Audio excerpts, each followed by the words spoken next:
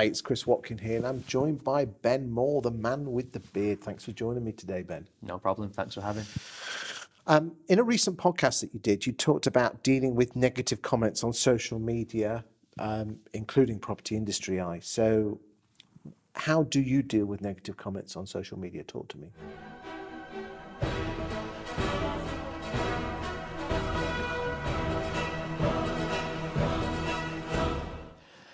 Yeah, well, first off, that's a great plug for the podcast, Chris. So anyone watching, search the EXP podcast, wherever you stream podcasts. It is a good listen. But yeah, we did. We spoke about negativity, about negative comments, because I think in this world of, social media, where you've got the world in your pocket, and, if you're a business owner especially, you're trying to put yourself out there and, create some awareness. Negativity at some stage inevitably is likely to creep in, and I think would go a long way at being able to, so we do ourselves a justice by being able to handle negativity and not let it impact us and drag us down too much, which I appreciate is far easier said than done. Can you remember the first time someone made a nasty comment at you? Yeah, I do, and I won't go into specific details about who, when, and why, but 100% I recognised it, and it's when you see it, and it kind of feels like a bit of a dagger to the heart. You can have 100 great comments and then have one awful comment, and straight away I think human nature goes towards focusing on the negativity, and that's the emotion that takes over. I think one thing that I really... Without going into too much detail, how did it make you feel? Just a little bit, I guess, offended, a bit upset, a bit, just like, I don't know, how would you explain it? Just kind of like a bit of a, I guess upset is the best way to. Okay, so did you get over that straight away? You're not telling me that you had a moment where, oh my God, it's absolutely fine. No, with a sore head? And... I was a bit peeved off for a little bit. So like my knee-jerk reaction is just like, what are you saying? My knee-jerk reaction is to be pretty angry about it.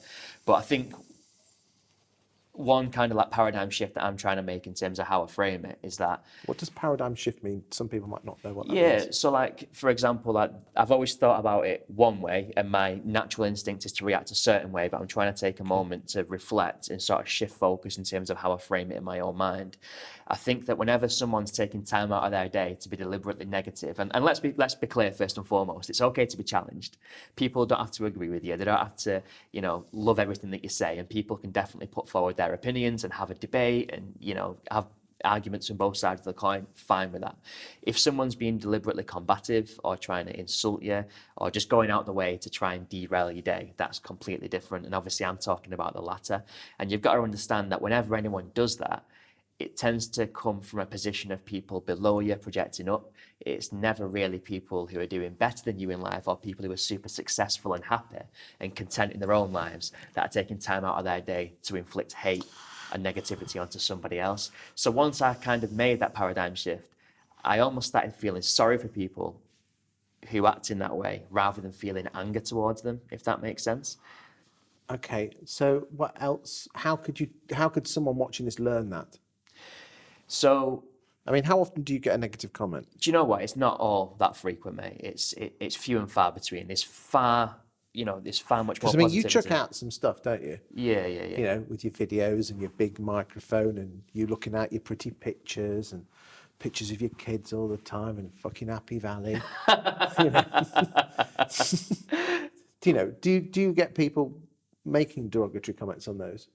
Not really, to be honest. It's quite rare. Like if I put a post up yesterday just as one example about me learning lessons over the last couple of years in terms of how once upon a time, I held success and happiness in a financial metric in terms of I had this thing where I wanted to hit a certain amount of money.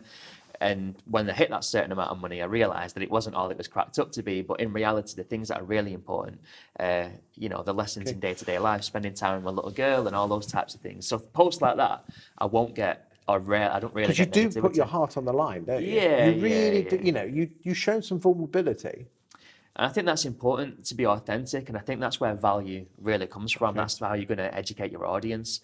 Negativity tends to creep in if I'm talking more about finances, the performance of EXP, different growth milestones that we're hitting. Okay. People will tend Is to that be negative. directed at you or the self-employed model or EXP? Or More so, I think, generically EXP and the model. do you take it personally?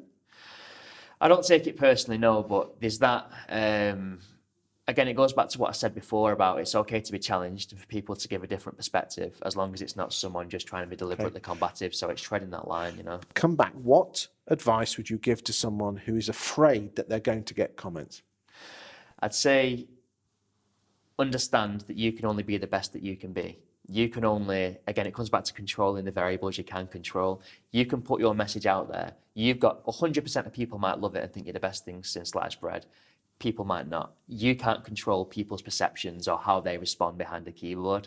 So don't attach your value to that. Don't let the opinions of other people shorten your growth and stop you from achieving your full potential. It's just an opinion. Exactly. It's just an opinion.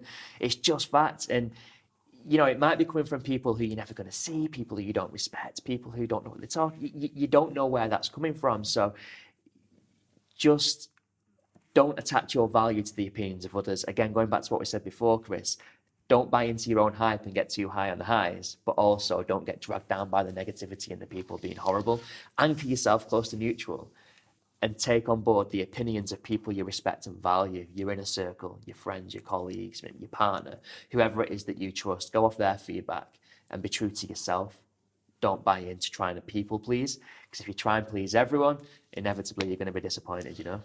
Thank you for your time today, Ben. No problem.